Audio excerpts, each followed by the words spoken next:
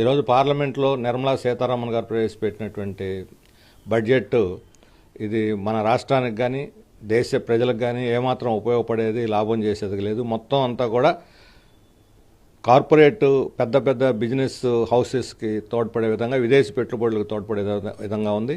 ఇంత చేసినా share market పడిపోయిందే తప్ప పెరగలేదు. అంటే కింద పెట్టి లిఫ్ట్ పెట్టి పైకి లేపాలన్నా ఎకానమీ లేసే పరిస్థితుల్లో లేదు అనేది ఈరోజు యూనియన్ బడ్జెట్ ప్రవేశపెట్టడంతో షేర్ మార్కెట్ స్పందించినటువంటి తీరే అర్థమవుతుంది.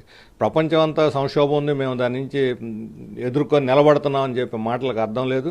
ఈరోజు ఈ బడ్జెట్లో ప్రజల్ని వదిలేసి, గాలికి వదిలేసి, వాళ్ళకి ఎటువంటి ట్యాక్స్ కన్సెషన్స్ లేవు. పరోక్ష పన్నులు అత్యధిక భాగం సాధారణ ప్రజలు కడుతున్నారు. అలాగే ధరల తగ్గింపు కోసం కానీ, ఉద్యోగ కల్పన, ముఖ్యంగా ఐటీ వాళ్ళు మేము ఐటీని డెవలప్ చేసి ఉద్యోగాలు ఇస్తున్నామని దీంట్లో ప్రకటించారు. కానీ వేలాది ఉద్యోగాలు పోతుంటే వందల ఉద్యోగాలు కల్పిస్తున్నారు. ప్రతిరోజు ఐటీ ఉద్యోగులు వేల మంది కోల్పోతున్నారు. ఏదో కంపెనీ తీసేస్తూనే ఉంది. కానీ రిక్రూట్మెంట్ మాత్రం వందల్లో జరుగుతున్నది. పోయేవాళ్ళు ఎక్కువ, ఉద్యోగాలు తక్కువ. ఇక మన రాష్ట్రానికి వచ్చినప్పుడు అత్యంత ప్రతిష్టాత్మకమైన పోలవరం ప్రాజెక్టుకు సంబంధించి 12,000 కోట్లు కావాలని రాష్ట్ర ప్రభుత్వం అడిగి 5,900 కోట్లకి ఇండియన్ పంపిస్తే 3,200 కోట్లు దీంట్లో కేటాయించిందంటే పోలవరం పట్ల ఏమాత్రం చిత్తశుద్ధి లేదనేది అర్థమవుతుంది. నిర్వాసితుల పునరావాసానికే 21,000 కోట్లు కావాలి, ఇంతకుముందు ఇచ్చింది కాక. ఇప్పుడు ఈ 3,200 కాంట్రాక్టర్లకు ఇవ్వడానికి సరిపోతుంది. మరి నిర్వాసితుల పరిస్థితి ఏంటి? 2026కే మేము ఈ ప్రాజెక్టు పూర్తి చేస్తామని రాష్ట్ర ప్రభుత్వం చెప్తూ ఉంటే గొప్పలకు పోతుంది. కేంద్రం ఏమో నిధులు ఇవ్వలేదు. మరి రాష్ట్ర ప్రభుత్వం ఖర్చు పెట్టి పూర్తి చేస్తుందా? రాష్ట్ర ప్రభుత్వం కేంద్రం నుంచి మన రాష్ట్రానికి న్యాయమైన వాటా తీసుకురావడంలో కంప్లీట్గా విఫలమైంది.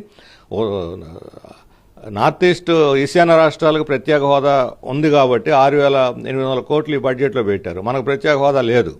అందుకని మనకు ప్రత్యేక ప్యాకేజీ లేదు, ప్రత్యేక విభజన హామీల అమలు లేదు. విశాఖ ఉక్కుకి పైసా ఇవ్వలేదు, కడప ఉక్కుకి పైసా ఇవ్వలేదు. ఉత్తరాంధ్ర, రాయలసీమ, ప్రకాశం ఎనుగుబడిన ప్రాంతాలకు 3 సంవత్సరాల క్రితం ఎనుగుబడిన ప్రాంతాలకి మేము నిధులు ఇస్తామని బడ్జెట్ స్పీచ్లో సీతారామన్ గారు చెప్పారు. ఇప్పుడు ఈ 3 బడ్జెట్లో 0, ఈ బడ్జెట్లో కూడా 0. వెనుకబడిన ప్రాంతాలకి ఒక పైసా కూడా కేటాయించలేదు. ఏ రకంగా ఆంధ్రప్రదేశ్ అభివృద్ధి అవుతుంది? డబుల్ ఇంజిన్ సర్కార్ అంటూ రోజు మూత పుట్టించడం తప్ప, డబుల్ ఇంజిన్ కాదు సింగిల్ ఇంజిన్ కూడా ఈరోజు మొరాయిస్తుంది పని చేయకుండా. అందుకని దాన్ని షెడ్లో తోయాల్సిన పరిస్థితి వస్తుంది ఇంజన్లు అన్నింటినీ కూడా.